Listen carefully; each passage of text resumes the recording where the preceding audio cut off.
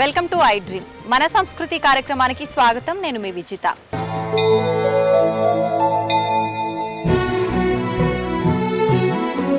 అయితే ప్రస్తుతం నేను శ్రీ పార్వతీ జడల రామలింగేశ్వర స్వామి ఆలయం దగ్గర ఉన్నాను. అయితే ఈ ఆలయము నల్గొండ జిల్లా నార్కట్పల్లి మండలం చెరువుగట్టు అనే గ్రామంలో స్వామివారు కొలువు తీరి ఉన్నారు. ఈ ఆలయం ఇక్కడ ఉంది. అయితే ఈ ఆలయం విశిష్టత గురించి, ఆలయ చరిత్ర గురించి, ఈ ఆలయంలో కొలువు తీరి ఉన్న శివుడి యొక్క మహిమాన్వితమైన మహిమల గురించి ఇక్కడ ఆలయంలో ప్రధాన అర్చకులతో మాట్లాడి తెలుసుకునే ప్రయత్నం చేద్దాము. ముందుగా మనం ఈ ఆలయంలో ఎంటర్ అవ్వగానే మనకు రెండు మార్గాలు కనిపిస్తూ ఉంటాయి. ఒక మార్గం ఇప్పుడు నేను ఎక్కడైతే నించొని ఉన్నానో ఈ మార్గం మెట్ల మార్గం. ముందు నుంచి ఆలయ పురాతనం నుంచి ఉన్న ఆలయం ఎప్పటి నుంచి ఉందో అప్పటి నుంచి కూడా ఈ మార్గం ఒకటే ఉండేది. తర్వాత భక్తుల సౌకర్యం కొరకు మళ్ళీ వాహన మార్గం ఇంకొక మార్గాన్ని కూడా ఏర్పాటు చేయడం జరిగింది. అయితే ఇప్పుడు నేను మెట్ల మార్గం ద్వారా పైకి వెళ్తున్నాను. మీరు కూడా నాతో పాటు రండి, స్వామివారిని దర్శించుకోండి.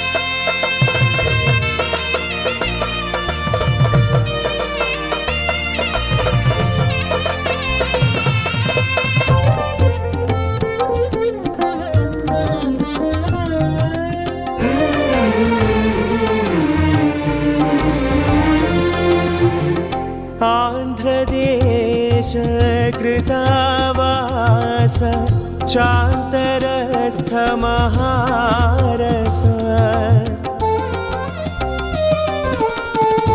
आन्ध्रदेश कृतावास चान्तरस्थ महारस दुःखान् महाशक्तिधरा त्राहि मामरेश्वरा దుఃఖాన్ మహాశక్తి. ఇది కాలభైరవ స్వామి ఆలయం. మనం మెట్ల మార్గం ద్వారా గనక పైకి వస్తే మనకు కుడి చేయి వైపున కాలభైరవ స్వామి ఆలయం ఉంటుంది. కానీ ప్రస్తుతం మెట్ల మార్గం ద్వారా వచ్చే వాళ్ళు చాలా తక్కువ మంది ఉంటారు. వాహనాల ద్వారా వచ్చే వాళ్ళే ఉంటారు. మనం ఎలా వచ్చినా కూడా ముందుగా కాళ్ళు కడుక్కున్న తర్వాత స్వామివారిని ముందుగా దర్శించుకున్న తర్వాతనే మిగతా ఆలయ దర్శనం అనేది చేసుకుంటే చాలా మంచి ఫలితం ఉంటుందని చెప్తూ ఉంటారు. అయితే ఆలయంలో కాలభైరవ స్వామి క్షేత్ర పాలకుడుగా ఉన్నారు. అయితే ఇప్పుడు మనం కూడా స్వామివారిని దర్శించుకుందాం. ఇంకెందుకు ఆలస్యం, పదండి. శ్రీధాన్యవాటికా క్షేత్రరంజన అనర్థభంజన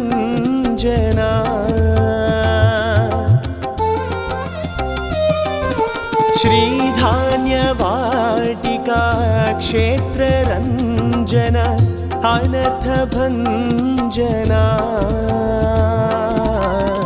जननान्तत्रासहरा त्राहि मामरेश्वरा जननान्तत्रासहरा त्राहि मामरेश्वरा.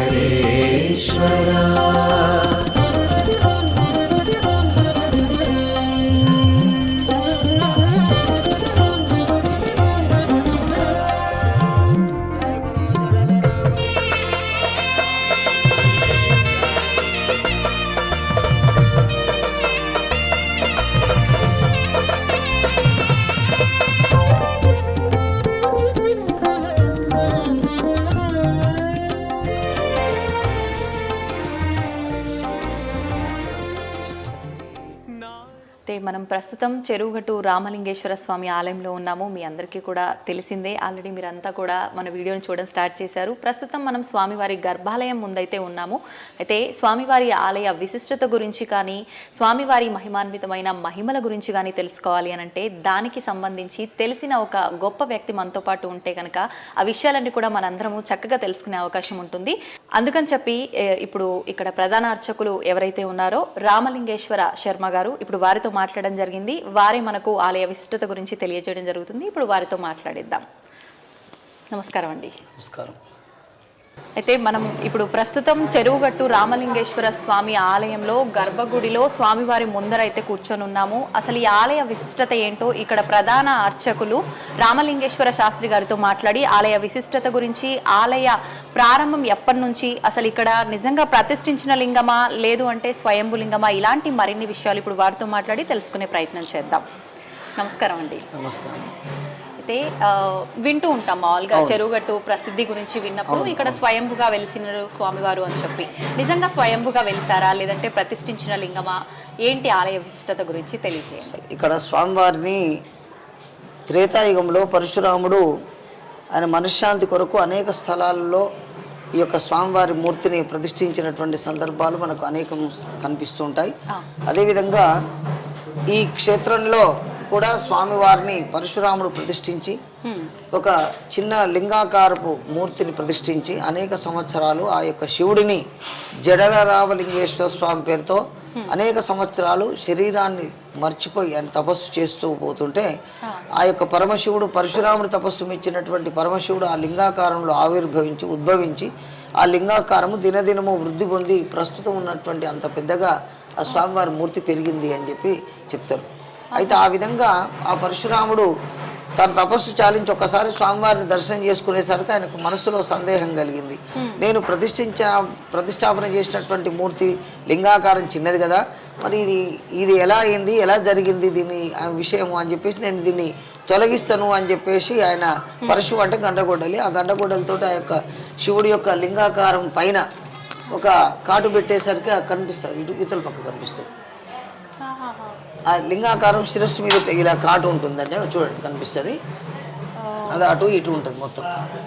అయితే ఆ విధంగా పరశురాముడు శిరస్సు మీద ఆ పరశువుతో కొట్టేసరికి ఆ శివుడు ప్రత్యక్షమై పరశురామ ఈ గుహాలయంలో నన్ను ప్రతిష్ఠించి అనేక సంవత్సరములు నా మీద భక్తి శ్రద్ధల చేత తపస్సు చేసినటువంటి నీ పుణ్య విశేషం వల్ల ఈ స్థలంలో నేనే ఆవిర్భవించాను, అందువల్లనే ఈ లింగాకారం వృద్ధి పొందింది, ఇందులో ఉన్నది నేనే అని చెప్పేసి ఆ యొక్క పరమశివుడు పరశురాముడికి చెప్పినట్టుగా ఇక్కడ స్వామివారి స్థల పురాణం. అయితే అందుకు నిదర్శనంగా మనకు ఆ యొక్క స్వామివారి శిరస్సు పై భాగంలో ఒక కాటు కనిపిస్తుంది. ఇకపోతే జడల రామలింగ స్వామి అంటే శివుడికి జడల ఆకృతిని పోలి శిరస్సులో ఉంటుంది, శిరస్సు భాగంలో జడల ఆకృతిని పోలి ఉంటుంది. లింగాకారానికి కూడా వెనక భాగంలో జడల ఆకృతిని పోలి శివలింగం ఉంటుంది. అందువల్ల జడల రామలింగ స్వామి అనే పేరు సార్థకమైనట్టుగా, అంటే మా పూర్వీకుల నుండి చెప్తున్నటువంటి పేరు కూడా సార్థకమైనట్టుగా మేము దాన్ని మనం అనుకోవచ్చు. అంటే ఎవరైనా సొంతంగా వాళ్ళు అలా దాన్ని చూసి వాళ్ళ భావనతో పెట్టిన పేరా, భగవంతుడు ఎవరికైనా వచ్చి చెప్పడం అది పరశురాముడి కాడి నుంచే అలా వస్తున్నది అని చెప్పేసి మనకు చెప్తుంది. అంటే నేను ఈ విధంగా చెప్పడానికి కారణం గత ఒక 1000 సంవత్సరాల పైన మా వంశీకులే ఈ స్వామివారి సేవలు మా తాతలు 5 తరాలు పైబడి ఇక్కడ స్వామివారి సేవ చేస్తున్నట్టు స్వామివారి పూజలు అర్చనలు చేస్తున్నారు. ఇక ఈ దేవాలయానికి స్వామివారి యొక్క నివేదనకు ఈనాం భూములు కానీ వంశపారంపర్య హక్కులు కానీ సనాతన ధర్మం ప్రకారంగా ఇవన్నీ కూడా మాకు సంక్రమిస్తూ వచ్చినాయి. ప్రస్తుతం ఇది మేము వేతనాల్లో మారి ఉన్నాం, అయినప్పటికీ కూడా వంశపారంపర్య అర్చకులు 5-6వ తరం మాది. ఈ విధంగా మేము స్వామివారి సేవ చేసుకుంటూ వస్తున్నాం. ఈ విధంగా మరి అంతేకాకుండా శివుడికి పంచముఖాలు ఉంటాయి అని మనకు పెద్దలు చెప్తున్నారు. అయితే ఆ పంచముఖాలలో సద్యోజాత వామదేవ అఘోర ఈశాన తత్పురుష అనేటటువంటి పంచముఖాలను ద్వారా మనం ఆ పరమశివుడిని వేడుకోవడానికి అవకాశం ఉన్నది. అందులో పశ్చిమాభిముఖంగా ఉండేటటువంటి పరమశివుడిలో అఘోర స్వరూపంలో ఉండేటటువంటి శివుడి యొక్క శక్తి, శివుడి యొక్క తేజస్సు ఉంటుంది అని చెప్పేసి మనకు పెద్దల ద్వారా తెలుస్తున్నటువంటి విషయం. దానికి నిదర్శనంగా మనం ఇప్పుడేమనుకోవచ్చు అంటే ప్రతి అమావాస్యకు ఇక్కడికి ఈ క్షేత్రానికి 1,00,000 మంది వచ్చి స్వామివారి దర్శనం చేసుకొని పోతురు. 1,00,000 మంది దర్శనం చేసుకున్నంత మాత్రంలోనే వాళ్ళకు ఉండబడినటువంటి బాధలు కానీ వాళ్ళకు ఉండబడిన కష్టాలు కానీ ఇవన్నీ ఆ పరమేశ్వరుడు రామలింగేశ్వర స్వామి తీర్చడం వల్లనే ఆయనే మా ఇలవేల్పు అనుకొని వాళ్ళు జీవనాన్ని సాగిస్తూ సంతోషంగా వాళ్ళు వాళ్ళ పిల్లలు వాళ్ళ తరం ఆ విధంగా భక్తులు వృద్ధి పొందుతూ ఉన్నది. ఈ విధంగా స్వామివారి చరిత్ర. అయితే ఆ విధంగా ఇంతే కాకుండా ఈయన ప్రధాన దైవం జడల రామలింగ స్వామి.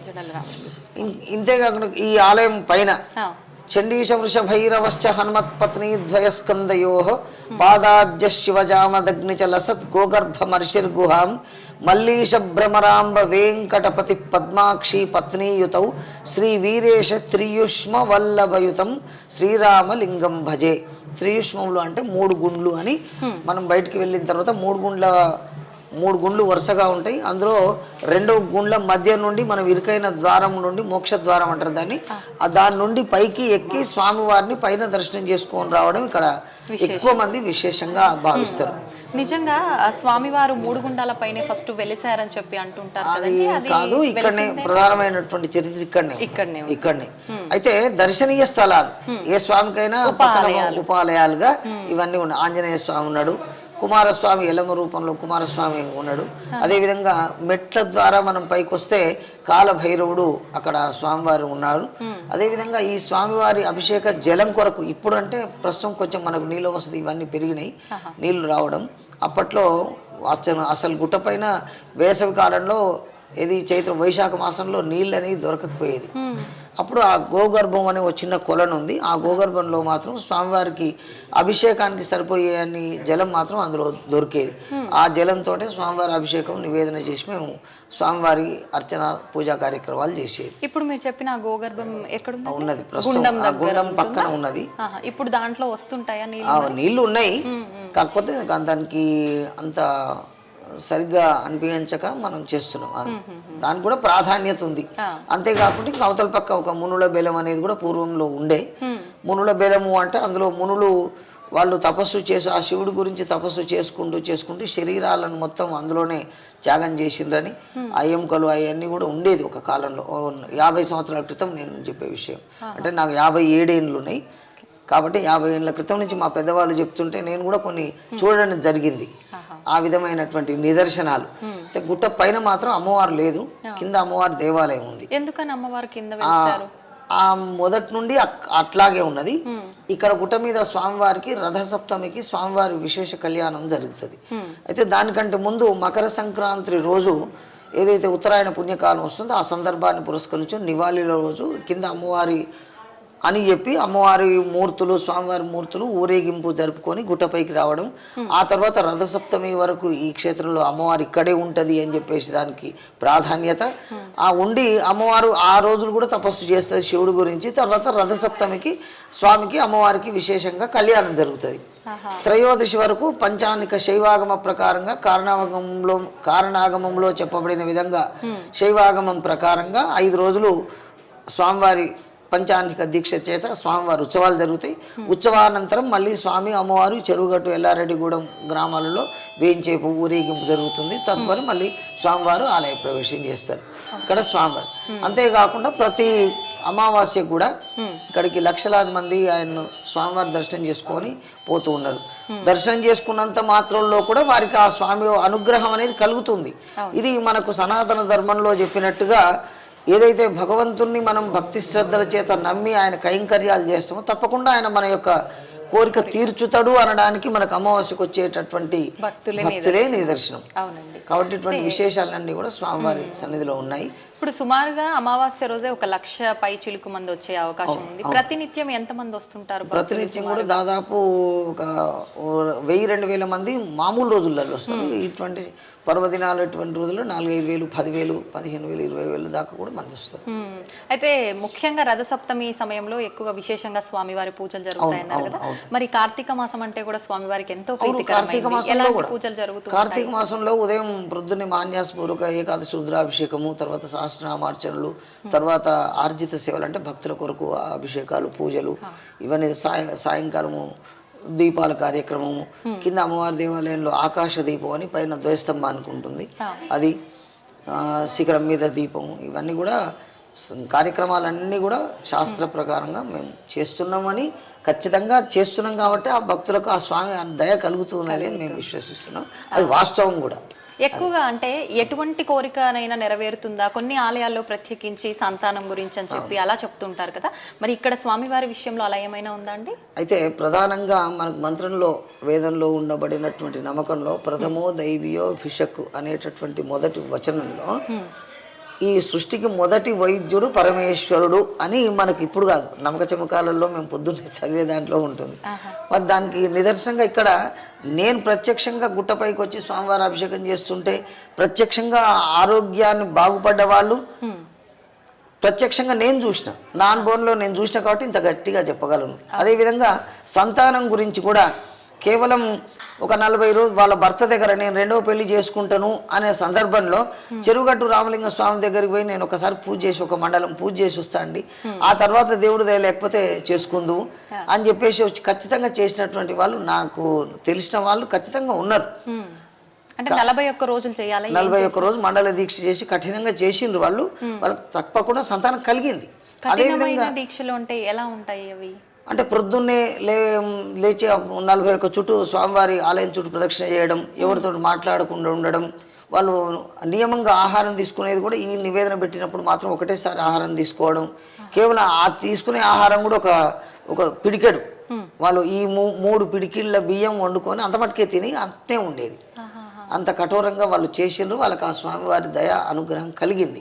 వాళ్ళు సంతోషంగా ఇప్పటికి కూడా వాళ్ళ పిల్లలు మనవాళ్ళు వస్తుంటారు. ఆ విధంగా జరుగుతుంది. అనారోగ్యంతో బాగాలేనటువంటి వాళ్ళు కూడా అంటే నేను ఎందుకు చెప్తున్నానంటే అనేక రకాలైనటువంటి హాస్పిటల్స్లో మనకున్న అప్పట్లో ఉన్న వాటిల్లో అన్ని ప్రయత్నాలు చేసి ఆ ప్రయత్నాలలో విసుగు చెంది ఇంకా మేమేం చేయలేము, ఇంకా ఇంతే, ఇక భగవంతుని సన్నిధానం చేరుకుంటాం అని ఆ విధంగా తీసుకొచ్చిన వాళ్ళు కూడా వాళ్ళు చక్కగా మళ్ళీ వెళ్ళిపోయారు, మళ్ళీ ఉద్యోగం కూడా చేసుకున్నారు. అటువంటి వాళ్ళు కూడా నాకు ప్రత్యక్షంగా తెలుసు. ఆ తదుపరి ఇంకా నేను కొద్దిగా గొప్ప ఏదో మామూలు చదువుకున్నాను కానీ ఇంకా తర్వాత నేను కూడా పూర్తిగా విశ్వాసంతో ఆయన్ను సేవ చేయడం, ఆ తర్వాత మా కుటుంబంలో మా పిల్లలు మా 2 వంశాల వాళ్ళు కూడా ఇక్కడ స్వామివారి సేవ చేస్తూ ఆయన అనుగ్రహాన్ని మేము సంతోషంగా ఉన్నాం. స్వామివారి భక్తులు కూడా అందరూ సంతోషంగా ఉన్నారు. అయితే ఇప్పుడు సుమారు 5 నుంచి 6 తరాలుగా మీ వాళ్ళందరూ కూడా చేస్తున్నారు. అయితే మనం వింటూ ఉంటాం చాలా వరకు ఒక కుటుంబం అనేది ఎక్కువగా భగవంతుడి సేవలో ఉన్నప్పుడు చాలా మిరాకిల్స్ అనేవి జరుగుతుంటాయి, భగవంతుడు లీలలు చూపిస్తుంటారు అని చెప్పి, అలాంటి మీకు ఏమైనా ఎక్స్పీరియన్స్ జరిగినవి ఉన్నాయండి? ఇప్పుడు నేను ఈ సంతానం గురించి ఇవన్నీ నా ప్రత్యక్షంగా నేను స్వామివారి రచనకు వచ్చి మొదలుపెట్టిన తర్వాత జరిగినాయి. ఎందుకంటే అప్పట్లో నేను కూడా ఏదో దేవుడు సేవ చేస్తుంటే మా పెద్దవాళ్ళు చేసారు, మేము చేయాలి అనే దాంతోటే చేసేది. అది నేను ఎంతసేపు మా అన్నయ్య గారికి కళ్ళు లేని అతను 2 కళ్ళు లేకుండా ఆయన చాలా సంవత్సరాలు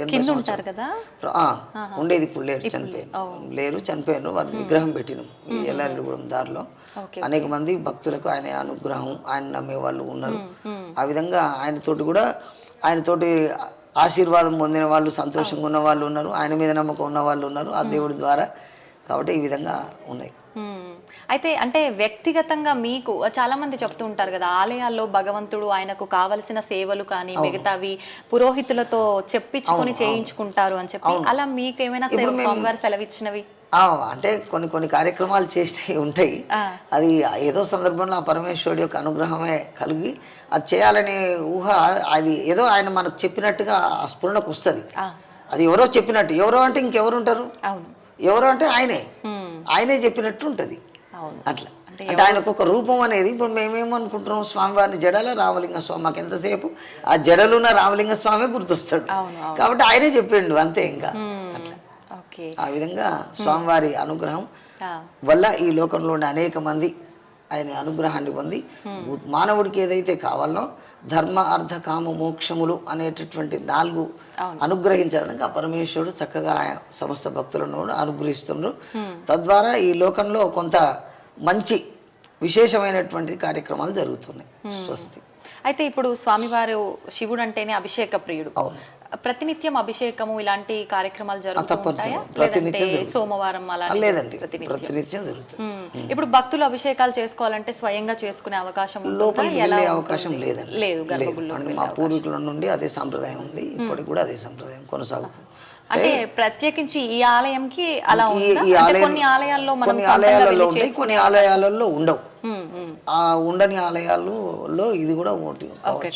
అది అంటే కొన్ని వందల వేల సంవత్సరాలు సుమారుగా ఉన్న ఆలయం అని చెప్పవచ్చు. కృతయుగము, త్రేతాయుగం, ద్వాపరయుగం, కలియుగం. అప్పటి నుండి స్వామివారు ఏదో రూపంలో ఆయన భక్తులు రావడం, ఆయన అనుగ్రహించడం, ఆ విషయాన్ని చూసిన వాళ్ళు మా వాళ్ళు ఉన్నారు కాబట్టి మేము ఇంత విషయాన్ని ఖచ్చితంగా చెప్పగలుగుతాం, దృఢంగా మీరు చెప్పగలుగుతారు, ఆ నమ్మకం ఉంది. అందుకనే స్వామివారి అయితే ఇప్పుడు కళ్ళు లేని వాళ్ళకి కళ్ళు వస్తాయి, వినబడని వాళ్ళ బదురులకు వినిపిస్తారంటే నేను ఒకటే అనుకుంటా, మా వంశంలో మా పెద్దవాళ్ళందరూ చేసిండ్రు, మా అన్నయ్య కూడా చేసిండు, ఆయనకు 2 కళ్ళు లేవు, ఆయన అదే నమ్ముకొని చేసిండు. ఆయనకు అపారమైనటువంటి సంస్కృత పరిజ్ఞానం మా అన్నయ్యకు ఉన్నది. మరి మంత్రశాస్త్రం ఓ శ్లోకం చదివినంటే దాని అర్థం చెప్పేవాడు. ఆహా. అంత పరిజ్ఞానం ఆ భగవంతుడే ఇచ్చిండు, మరి ఆయన ఎక్కడ పోయి నేర్చుకోలే. అందుకని ఇప్పుడు నేను ముందుగా చదివిన శ్రీమద్ భార్గవరామ్ దేవాలయ చరిత్ర అంతా ఆ శ్లోకంలో వస్తుంది. శ్రీమద్ భార్గవరామ నిర్మిత మహాదివ్యాలయే సంస్థితం నిహారాచల కన్యకార్ధవపుషం బాలేందురేఖాధరం బ్రహ్మేంద్రాచ్యుత సేవ్య పాదజలజం సద్భక్త కల్పద్రుమం సేవే సుందర ఇక్షుశైల నిలయం శ్రీరామలింగం భజే. ఇక్షుశైలం అంటే చెరుకు గట్టు అని, ఆహా. చెరుకు గట్టు అని. అయితే ముందుగా చెరుకు చెరుకు అని గట్టు ఉండేదా అని. చెరువు నామధేయం? ఈ ఊరు పక్కన పెద్ద చెప్పుకోదగిన చెరువులు ఏం లేవు. ఆహా. ఇక్ష్వాద్రి అంటే చెరుకు గట్టు అని. ఆ. అది మా అన్నయ్య గారికి అనేక పండితులను వాళ్ళను సంప్రదిస్తూ వాళ్ళు చెప్పిన అన్నిటి కూడా ఒకదానికి ఒకటి జోడిస్తూ ఉండేది. ఆ విధంగా ఆయనకు ఇక్ష్వాద్రి చెరుకు గట్టు అనేది ఇట్లా పడిపోయింది. వాడుక భాషలో అది కాస్త చెరువు గట్టు మారిపోయింది రాయడంలో స్పెల్లింగ్స్ అట్లా చెరుకు గట్టు. ఓకే. అయితే మీరు ఇందాక 41 రోజుల దీక్ష అని చెప్పన్నారు కదా, అంటే మనం ఓన్లీ ఆ 41 రోజులు నిష్ఠగా ఉండి కొన్ని నియమాలు పాటిస్తూ ప్రదక్షిణలు చేస్తే సరిపోతుందా, లేదంటే ప్రత్యేకించి ఏదైనా దీపారాధనలు, అభిషేకాలు, ముడుపులు ఇలాంటివి ఏమైనా ఉంటాయండి? ముడుపులు తాత్కాలికంగా వచ్చేవాళ్ళు ముడుపులు కట్టిపోవడం కూడా తొట్టెలు కట్టితే సంతానం కొరకని, అనారోగ్యంతో బాధపడే వాళ్లకు ఇంకా రకరకాలుగా అని చెప్పేసి ఈ విధంగా జరుగుతుంది. వాళ్ళకు ఆ కోరికలు నెరవేరుతున్నాయి, వాళ్ళందరూ సంతోషంగా ఉన్నారు. అయితే ముఖ్యంగా 40 రోజులు వాళ్ళు ఉదయం 41 ప్రదక్షిణాలు గుడి చుట్టూ, సాయంకాలం 41 ప్రదక్షిణాలు గుడి చుట్టూ చేస్తూ ఖాళీ ఉన్న సమయంలో ఎవరితో మాట్లాడుకుంటే ఏదైనా తోస్తే కొంచెం చదువు వచ్చిన వాళ్ళు ఏదైనా ఈ పంచాక్షరి మంత్రం రాయడమో చదవడమో, సాయంత్రం ఎవరైనా నలుగురు భజన చేస్తున్న వాళ్ళు కూడా భజనలో పాల్గొనడం, అంతే. ఇంకా అంటే ఐహిక విషయాలు అంటే ఇంటికాడి విషయాలన్నీ మర్చిపోయి భగవంతుని మీద మనస్సు లగ్నం చేసి ఆ విధంగానే వాళ్ళు అయితే ప్రత్యక్షంగా వాళ్ళకి జరిగిన విషయం నేను ప్రత్యక్షంగా చూసిన, వాళ్ళు నాకు తెలుసు కూడా. వాళ్ళు వాళ్ళ మనవాళ్ళు వాళ్ళ దాకా ఇప్పటి వరకు యాక్సిడెంట్ ఈ రోజు వరకు కూడా తెలుసు. కాబట్టి నేను అంత ఖచ్చితంగా మీరు వేడుకోండి, ఆ స్వామివారి అనుగ్రహం మీకు కలుగుతుంది అని చెప్తాను. అట్లా మీరు కూడా ఇప్పుడు అనుకోకుండా మీరు మనసులో ఏదో మిగిలిపడి ఉన్న కోరికను ఆయనకు నివేదన చేయండి. మళ్ళీ వచ్చే వరకు మీకు కూడా ఆ స్వామి అనుగ్రహం కలిగితే మరీ సంతోషం. ఆ విషయం నేను నా బదులు మీరే చెప్తారు. మేమే చెప్తాం. అవును. ఆ విధంగా వచ్చిన వాళ్ళే అనేక మంది. అవును అవును నిజంగా చాలా అంటే మనకి ఈ చుట్టుపక్కల ప్రాంతాల వారే కాకుండా రకరకాల జిల్లాల నుంచి వచ్చే వాళ్ళు కూడా ఉంటారు. అంత మహిమ ఉంది స్వామివారి క్షేత్రంలో కాబట్టి నిజంగా భక్తుల తాకిడి కూడా అదే రకంగా. అయితే ఇప్పుడు మనం ఒక ఆలయం ప్రధానంగా తీసుకుంటే ఆలయంలోకి మనం ప్రారంభం అవ్వగానే మనం కాళ్ళు కడుక్కున్న దగ్గర నుంచి ఉప ఆలయాలు చాలా ఉంటాయి. ముందుగా అసలు ఈ ఆలయంలోకి ప్రవేశించగానే మనం ఎవరెవరిని ఒక ప్రణాళిక ప్రకారం దర్శించుకోవాలంటారు? ముందుగా ఇప్పుడు గతంలో ఇప్పుడు రోడ్డు మార్గం మనకు సౌకర్యం, రోడ్డు మార్గం వచ్చింది.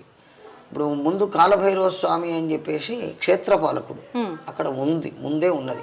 కానీ ఇప్పుడు దారి మారింది, అందువల్ల మనం ఆయన దర్శనం చేసుకోవాలి. యాక్చువల్గా మొట్టమొదటి స్వామివారి కంటే ముందు అక్కడ దర్శనం చేసుకొని గుళ్ళకి రావడం అనేది జరుగుతుంది. తదుపరి ఆంజనేయ స్వామి, కుమారస్వామి, ఇప్పుడు ఆ కుమారస్వామి ఉండే కాడ ఎల్లమ్మ అని ఏదో రకరకాలుగా ఆ విధంగా జరుగుతుంది. స్వామివారి పాదాలు అంటే సర్పాలు ఉండే ఈ దేవాలయం విస్తృతం చేసినప్పుడు అవి కూడా ఇక్కడే ఉండేది. అంటే చిన్నగా ఉండే గుడి, దీన్ని వైడింగ్ చేసినప్పుడు ఇది అక్కడ పెట్టడం సర్పాలు ఉన్నాయి అన్నట్టు. ఆ విధంగా ఆ రూపంలో కుమారస్వామి. పక్కన చూసుకుంటే మనకు ఇంకా శివలింగాలు కూడా అంటే వాయులింగంగానో ఆత్మలింగంగానో ఏవో లింగాలు ఉన్నాయి కదా, లింగాకారం ఉన్నది. ఇక్కడ అన్నదాన లింగము అని చెప్పేసి దానికి ఆ పేరు ఎందుకు వచ్చిందంటే అప్పట్లో కూడా అనేక మంది భక్తులు వచ్చి వాళ్ళకి ఎంతో కొంత ద్రవ్యం, బియ్యము, కూరగాయలు తీసుకొచ్చి ఇక్కడ వచ్చే భక్తులకు అన్నం వండి ఇక్కడ ప్రత్యక్షంగా వాళ్ళు పెట్టడానికి అవకాశం లేదు కాబట్టి స్వామివారి దగ్గర వాళ్ళు వండింది మేము వండి పెడతాం కదా, కాబట్టి అక్కడ వాళ్ళు నివేదన చేసి భక్తులకు పంచేది. అందుకని అన్నదాన లింగము అని చెప్పి. ఇంకా ముందుకేమో ఒక పరశురామ లింగము అని చెప్పేసి ఒకటి ఉంది. పరశురాముడు కూడా ఇక్కడ ఆయన తను జాలిచ్చిన లింగాకార స్వరూపంలో అని చెప్పేసి ఆ ముందు ఉంటది. అది స్వామివారికి కళ్యాణం 5 రోజుల్లో 5 వాహనాలు ఉంటాయి. 5 వాహనాలలో 5 రోజులు సేవా కార్యక్రమం ఉంటుంది. ఇక విశేషంగా ఇంకా ఈ మధ్యలో అంటే 13లో కట్టినటువంటి ఆ శిలాస్తంభం ఉంది కదా, 16 స్తంభాలతో నిర్మితమైన కళ్యాణ మండపం, అది కూడా విశేషంగానే ఏర్పాటు చేయడం జరిగింది. ఇప్పుడు ఉన్న వాటి ఎక్కువ భగవంతుని విషయంలో గొప్పది అంటే ప్రస్తుతానికి అది. ఇప్పుడు కళ్యాణ సమయంలో కూడా చాలా మంది భక్తులు తలంబ్రాలు తీసుకొని వస్తూ ఉంటారు కదండి. ఎలా జరుగుతుంది?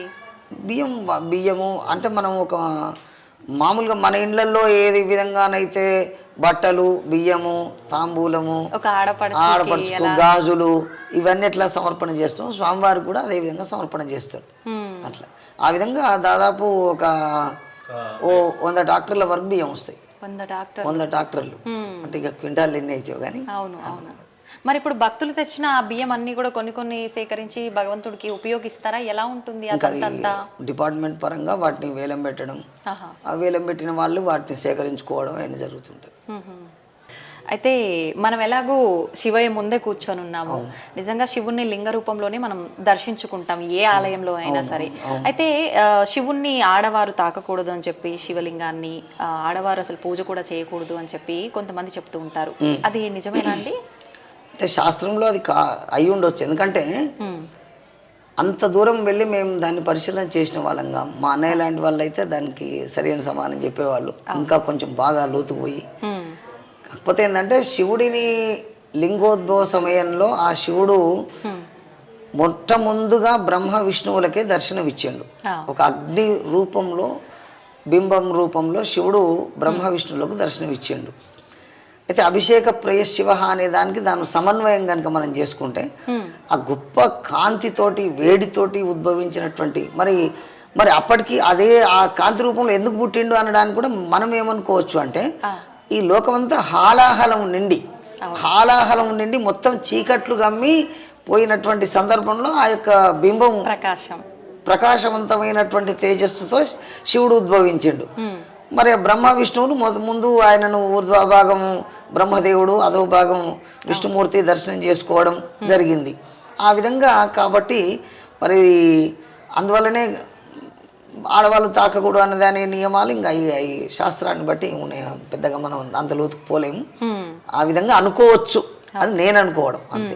అయితే ముందుగా శివాలయంకి వచ్చే ముందు నందీశ్వరుడిని దర్శించుకొని, నందీశ్వరు చెవుల్లో ఏదో చెప్పడం కూడా జరుగుతుంది. నంది శృంగంలో అంటే నంది 2 కొమ్ములు ఉంటాయి కదండి.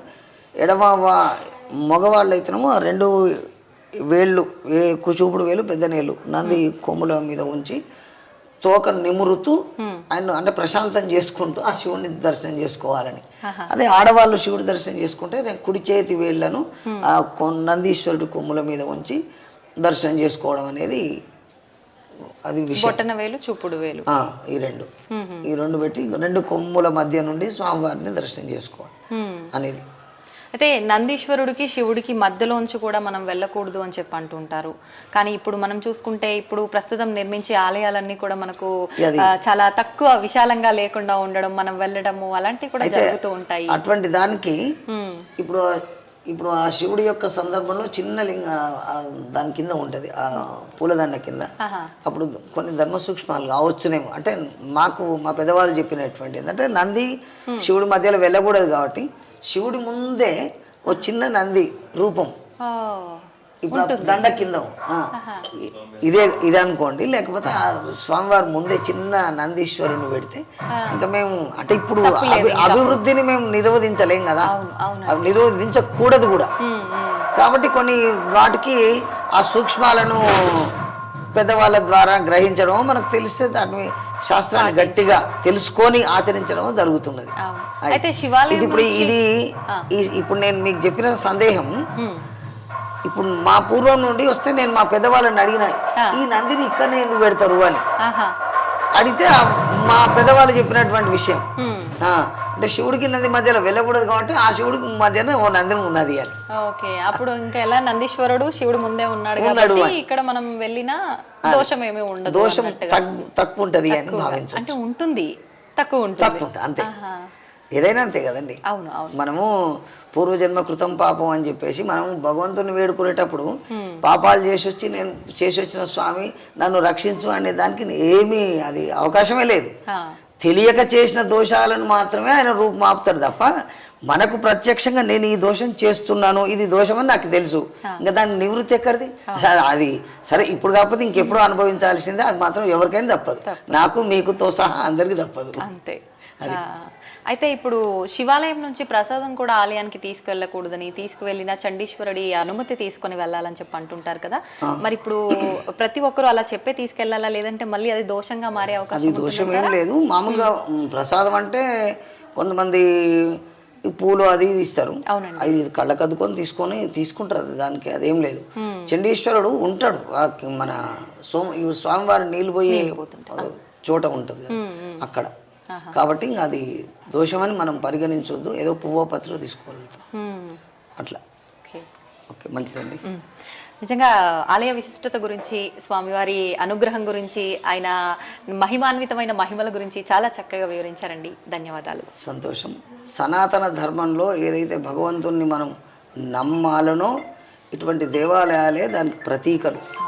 కాకపోతే మనం దాని విషయంలో భగవంతుని వేడుకుంటప్పుడు మన మనసు ఎంత పవిత్రంగా ఉన్నది, మనం పవిత్రమైనటువంటి ఆయన ద్వారా మనం అనుగ్రహం పొంది పవిత్రమైనటువంటి పనులకు మన యొక్క ఈ శరీరాన్ని వినియోగిస్తే ఉత్తమ మార్గం అని పెద్దవాళ్ళ యొక్క సూచన నాకు. ఎందుకంటే అన్ని పనులకు వాడతాం ఈ శరీరాన్ని. భగవంతుని నమస్కారం చేసేటప్పుడు ఎక్కువ మంచి పనులకు వాడేటట్టు అనుగ్రహించు అని ఆయననే వేడుకుంటాం.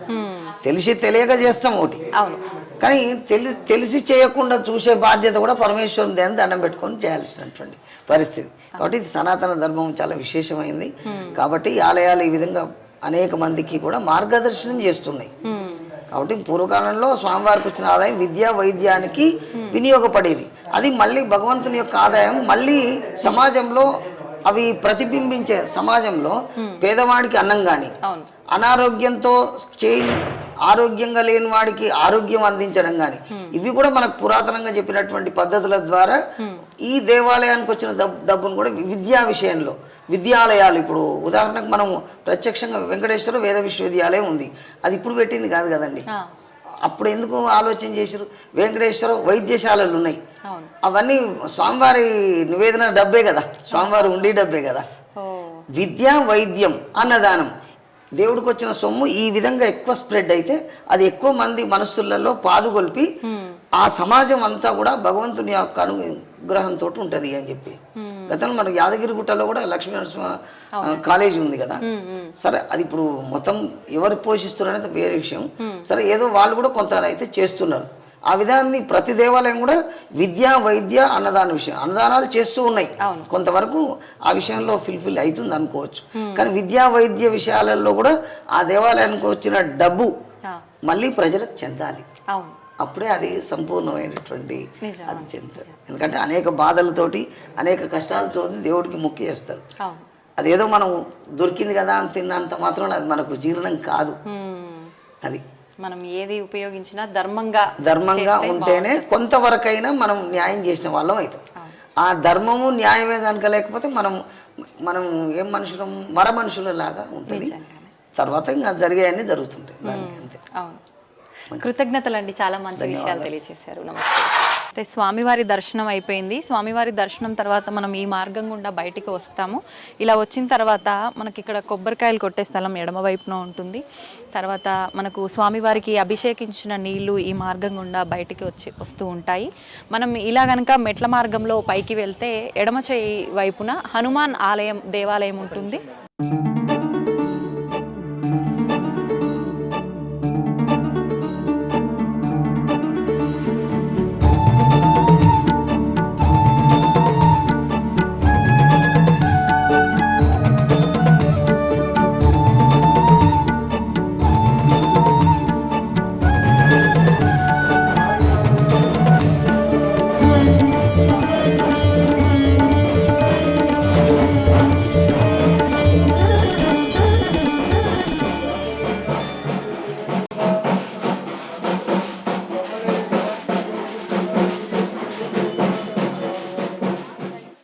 మనం ఇక్కడ హనుమంతుల వారి దర్శనం చేసుకున్న తర్వాత ఇలా మనం బయటకు వస్తే కనుక మెట్ల మార్గం ఉంటుంది. ఈ మార్గం ద్వారా మనం కిందకు వస్తే ఇక్కడ పాలకూర్చ చెట్టు, వేప చెట్టు ఉంటుంది. ఇక్కడ సంతానం కాని వాళ్ళు కనుక తొట్టెల కట్టి వాళ్ళు సంకల్పం చెప్పుకొని కొన్ని రోజులు దీక్షగా కనుక చేస్తే ఖచ్చితంగా సంతానం అయ్యే అవకాశం ఉంటుందని చెప్తుంటారు. మనం ఇందాక పురోహితులతో మాట్లాడినప్పుడు కూడా ఆయన సంతానం సంబంధించి చాలా విశేషమైన ఫలితాలు కలిగాయని కూడా చెప్పారు.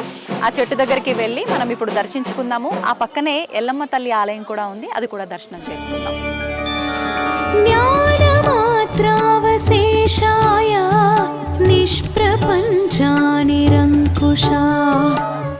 ఇది ఎల్లమ్మ తల్లి ఆలయం. ఇప్పుడు మనం అమ్మవారిని దర్శించుకుందాం.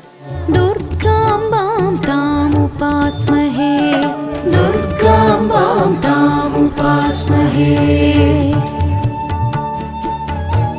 అమ్మవారి దర్శనం అయితే మనం చేసుకున్నాం, అమ్మవారిని దర్శించుకున్నాం. మరి అమ్మవారి విశిష్టత ఏంటో నేను తెలుసుకొని మీ అందరికి కూడా తెలియచేయాలి కదా. మీరు అమ్మవారి దర్శనం చేసుకోవాలంటే ఇక్కడ ఉన్న వాళ్ళతో మాట్లాడి అసలు అమ్మవారి విశిష్టత ఏంటి, ఇక్కడ చాలా మంది బోనాలు సమర్పిస్తుండడం మనం ఇందాక కూడా విజువల్స్ లో చూసాము.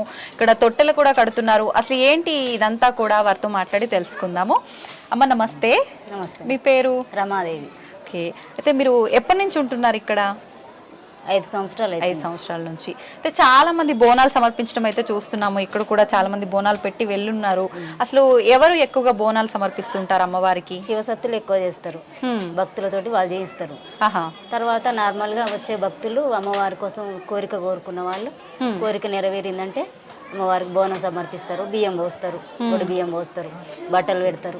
ఎటువంటి కోరికలు ఎక్కువగా నెరవేరుతుంటాయి? ఎక్కువ సంతానం గురించి. నార్మల్ గా వేరే వేరే కోరికలు కూడా కోరుకుంటారు, దాటి వల్ల కూడా చేస్తుంటారు. నెరవేరింది అనుకో ఆ మొక్కు చెల్లుబాటు చేసుకుంటారు. అయితే ఇప్పుడు సంతానం కోసం ప్రత్యేకించి అమ్మవారికి బోనం సమర్పిస్తారు, మొక్కులు అని అన్నారు, ముడుపులు అన్నారు. ఆ ముడుపు కట్టే విధానం అదంతా కూడా ఎలా ఉంటుంది ఇక్కడ? ముడుపు జాకెట్ ముక్క పెడతారు, కొబ్బరికాయ, నవధాన్యాలు, ఒక 11 రూపాయలు, పసుపు కుంకుమ వేసి ముడుపు కట్టి అమ్మవారి ముంగల పెట్టి చుట్టూ ప్రదక్షిణలు తిరిగి అక్కడ కడతారు. ఎదురుగా ఇక్కడ అమ్మవారి ఎదురుగానే ఇక్కడ కడతారు. కొంతమంది అక్కడ చెట్టుకు కూడా కడుతున్నారు, చెట్టుకు కడతారు, అక్కడ కూడా ఇక్కడ కడతారు. అక్కడైనా కట్టిన తర్వాత ఎంత కాలంలో సుమారుగా సంతానం అయ్యే అవకాశం? రోజు మామూలు కోరికలు అయితే 41 రోజుల్లో అవుతాయి. ఇంకా సంతానం అయితే ఇక 2-3 నెలలు అట్లా టైం పడుతుంటది. కొంచెం అయిందనుకో ఆ కోరిక నెరవేరుస్తారు. కోరిక నెరవేరిన తర్వాత మళ్ళీ తొట్టెల తీసుకొచ్చి తొట్టెల అమ్మవారి ముంగల పెట్టి అమ్మవారికి సమర్పించిన తర్వాత మళ్ళీ కట్టేస్తారు. ఇవన్నీ ఇక్కడే దొరుకుతాయమ్మా? ఈ ముడుపు, తొట్టెల ఇవన్నీ పూజా స్టోర్ లో దొరుకుతుంటాయి. అయితే ఈ బోనం సమర్పిస్తున్నారు కదా, ఈ బోనంలో ప్రత్యేకించి ఒక్కొక్క ప్రాంతంలో ఒక్కొక్క రకంగా నివేదన చేస్తారు. లోపల మనం వండే విధానము ప్రత్యేకించి ఏం నివేదన చేస్తుంటారు? ఈ బోనం పాలు పోసి బియ్యం పోసి నైవేద్యం లెక్క వండుతారు. పైన గురిలో పెరుగు పోస్తారు, బెల్లం, సాగ, పైన దీపం. ఓకే, అయితే ఇప్పుడు బోనం ఎత్తుకోవటం అంటే ఎవరికి వాళ్ళు ఎత్తుకుంటాము మేము చేస్తాము అంటే వాళ్ళు చేయొచ్చు, లేదు అని అంటే శివసత్తులతో చేయించుకుంటారు. వాళ్ళు ఇక్కడే ఉంటారా? ఇక్కడే ఉంటారు, ఊర్లలో ఉంటారు. రమ్మంటే వస్తారు, పోతాంగా. ఒకవేళ ఆరోగ్యం బాగాలేకుంటే వాళ్ళ దగ్గరికి వెళ్తాం, రాండి మేము బోనం చేస్తామంటే అట్లా తీసుకొచ్చుకుంటారు. అయితే ఇప్పుడు ఊర్లలో గ్రామ దేవతలు కూడా బోనాలు సమర్పిస్తుంటారు కదమ్మా, అవి అట్లా ఏమన్నా మనం ఇంట్లో ఎవరికైనా బాగాలేకపోయినా అలాంటి మొక్కులు మొక్కినప్పుడు కూడా అక్కడ సమర్పించలేకపోతే ఇక్కడ వచ్చి సమర్పించొచ్చా? అక్కడే ఉంటాయా? ఇక్కడ మొక్కిన దానికి మాత్రమే ఇక్కడ సమర్పించుకోవాలి. ఓకే, అయితే ఇంకా వడి బియ్యము, చీరలు ఇలా అంటే రెగ్యులర్ గా ఎవరైనా చేసుకోవచ్చా? కోరికలు లేకపోయినా ఏవి ఇబ్బందులు లేని వాళ్ళు చేసుకుంటారు. కోరుకుంటేనే చేసుకోవాలని ఏం లేదు, నార్మల్ గా వాళ్ళకి ఇష్టమే కూడా చేసుకుంటారు. అయితే చాలా మంది అమ్మవారి దగ్గర నుంచి నిమ్మకాయ దండలని చెప్పి ఇంటికి తీసుకెళ్తూ ఉంటారు, అవి దగ్గర పెట్టుకోవాలని చెప్పి. ఎందుకని పెట్టుకోవాలి? రక్ష అమ్మవారిది. అమ్మవారు మనతో ఉన్నట్ట, మనతో పాటు ఉన్నట్టు రక్ష, అమ్మ రక్ష. ఓకే, నిజంగా చాలా మంచి విషయాలు తెలియజేశారమ్మా. నమస్తే. అయితే మనం కొండపైన స్వామివారిని దర్శించుకున్నాము, ఆలయం అంతా కూడా తిరిగి చూసాము, స్వామివారి మహిమల గురించి కూడా మాట్లాడుకున్నాము, అన్ని వివరంగా తెలుసుకున్నాము. అదే మనం కింద అమ్మవారు కొలువై ఉన్నారు, కొండపైన స్వామివారు కొలువై ఉంటే కింద పార్వతీ అమ్మవారు కొలువై ఉన్నారు. పార్వతీ అమ్మవారితో పాటు ఆలయంలో మనకు వీరభద్రుడు, భద్రకాళి అమ్మవారు కూడా కొలువై ఉన్నారు. అయితే ఇక్కడ ప్రత్యేకించి అమ్మవారి ఆలయం ముందర వాహనాలకు సంబంధించిన పూజలు ఎక్కువగా జరుగుతుంటాయి. ఈ ఆలయంలో అమ్మవారిని గనక మనం సంతానం లేనివారు కానీ ఎటువంటి కోరికలైనా ఉన్నవారు ఎక్కువగా కోరికలు చాలా కాలం పాటు కోరికలు నెరవేరకుండా ఉండి బాధపడే వాళ్ళు, అలాంటి వాళ్ళు ఇక్కడ అమ్మవారికి నమస్కారం చేసుకొని మనం పలానా మొక్కు చెల్లించుకుంటామని చెప్పి కనుక మనం కోరిక సంకల్పం చెప్పుకుంటే అతి తొందరలో కోరిక నెరవేరుతుంది. ముఖ్యంగా సంతానానికి సంబంధించిన కోరికలు మనం కోడని కడతాము అని చెప్పి కనుక నమస్కారం చేసుకుంటే మనం మొక్కుకున్న కొన్ని రోజుల్లోనే సంతానం కలిగి పిల్లలు పుట్టిన వాళ్ళు కూడా చాలా మంది ఉన్నారు. అలా పిల్లలు పుట్టిన తర్వాత ఆ కోడని కనుక మనం మొక్కుకున్న ప్రకారంగా తీసుకొచ్చి కట్టి ఆ కోరికని మొక్కుని తీర్చుకుంటారు. ఇంకా ఆలయంకి సంబంధించిన విషయాలు, అమ్మవారికి సంబంధించిన ప్రత్యేకతల గురించి మనం ఆలయం లోపలికి వెళ్ళి అక్కడ అర్చకులతో మాట్లాడి తెలుసుకునే ప్రయత్నం చేద్దాం. ఇంకెందుకండి ఆలస్యం, పదండి నాతో పాటు.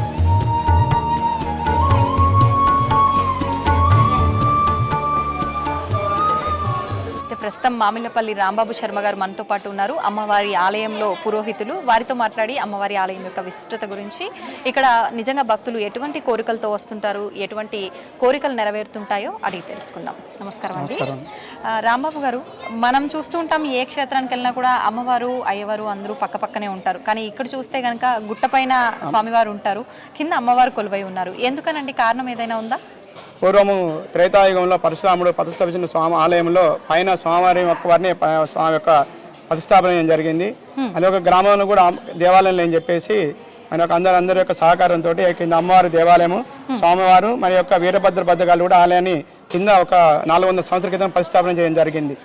అయితే ఇక్కడ మనం చూస్తుంటే కనుక కోడలు కనిపిస్తున్నాయి. ఏంటండి ఇదేందుకని? ఇక్కడ అన్ని దేవాలయాల్లో అమ్మవారి దేవాలయంలో వడిబియ్యం పోసుకుంటూ అమ్మవారికి కుంకుమార్చనలు ఎక్కువ చేసి పూజలు జరుగుతారు.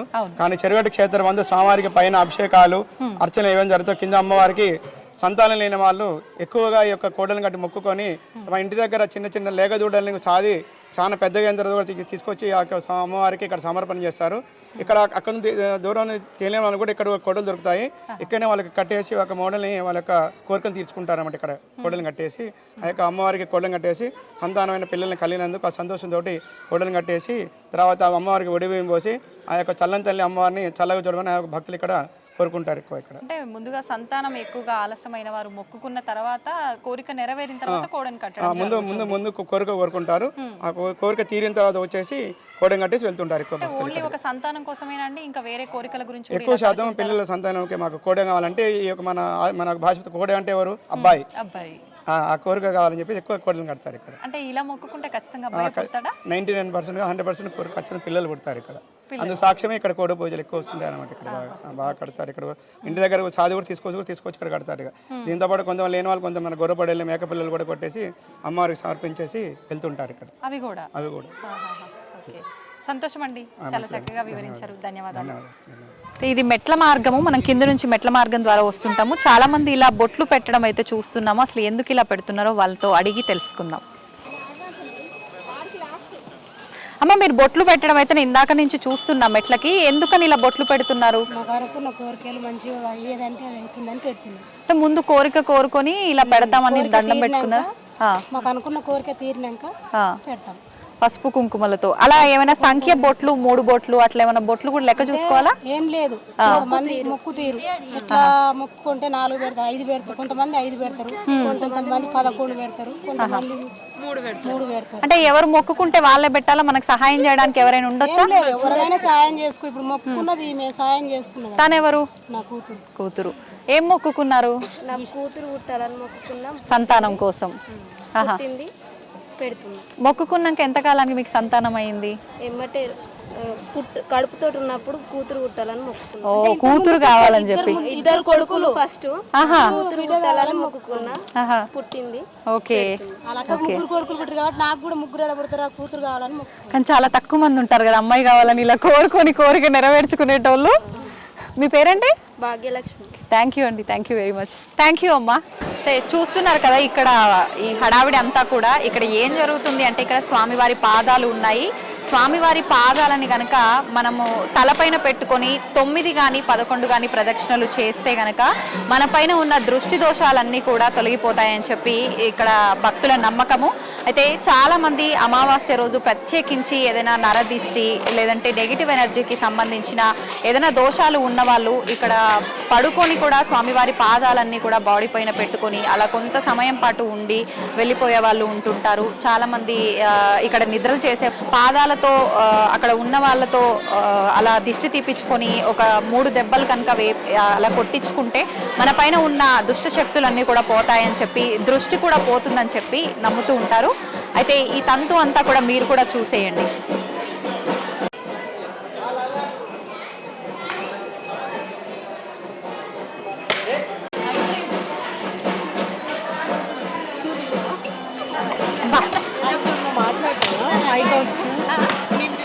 అయితే ఇది 3 గుండాలకు వెళ్ళే మార్గం అన్నమాట. పైన మనం చూస్తే కనుక పైన 3 గుండాల పైన కూడా స్వామివారు ఉన్నారు. అయితే ఇక్కడ నిజంగా స్వామివారి సత్యం అనేది ఇక్కడే తెలుస్తుందని చెప్పి భక్తులంతా కూడా చాలా వరకు నమ్ముతుంటారు.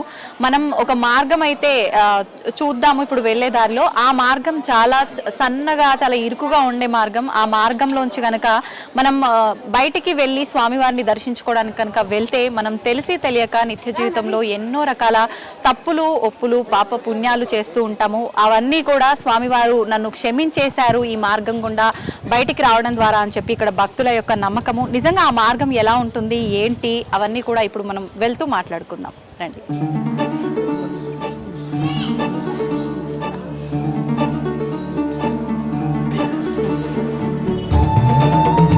చీరలు కింద పడుతున్నాయ్యా.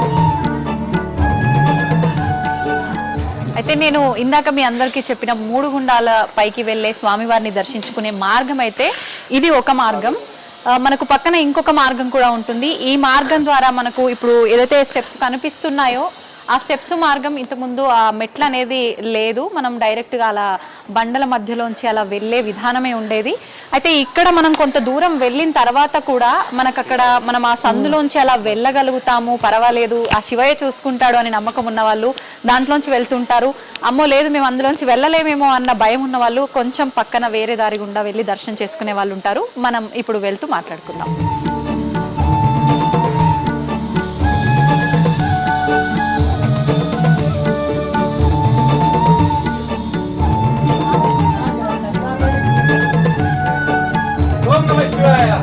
ఓం నమః శివాయ.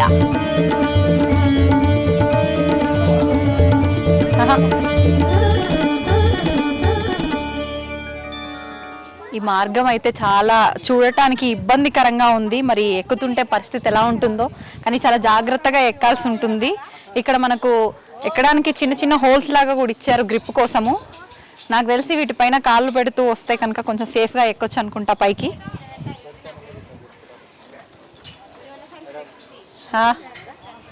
వెళ్ళడం అయితే జరుగుతుంది. అంటే పర్సనాలిటీ ఎంత లావుగా ఉన్న వాళ్ళైనా సరే ఓం నమః శివాయ అనే ఒక మంత్రాన్ని చెప్పుకుంటూ లోపలికి వెళ్తే చాలా అలవోకగా బయటికి వెళ్తారని చెప్పి భక్తులు నమ్ముతూ ఉంటారు.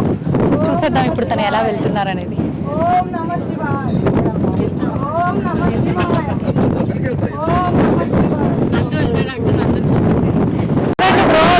ట్యాగ్ చేస్తాము. తను వెళ్తున్నాడు చూడండి ఎంత సులువుగా వెళ్ళిపోతుందంట. నా శివయ్య నన్ను ఎలా అయినా కూడా బయటికి తీసుకెళ్తాడనే నమ్మకంతో వెళ్ళిపోతున్నాడు.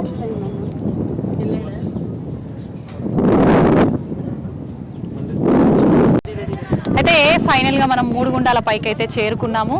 ఇక్కడ నుంచి చూస్తే నిజంగా ఎంత ప్రశాంతంగా చక్కగా పొలాలు అంత గ్రీనరీ చాలా బాగుంది ప్రకృతి అంతా కూడా. ఇప్పుడు మనం ఎలాగో పైకి వచ్చేసాము, స్వామివారిని దర్శించుకుందాము. అయితే 3 గుండాల మనం ఇందాక ఏదైతే ఆ మార్గం చూసామో అక్కడ నుంచి రాలేని వారు ఇలా మెట్ల మార్గం ద్వారా వస్తూ ఉంటారు.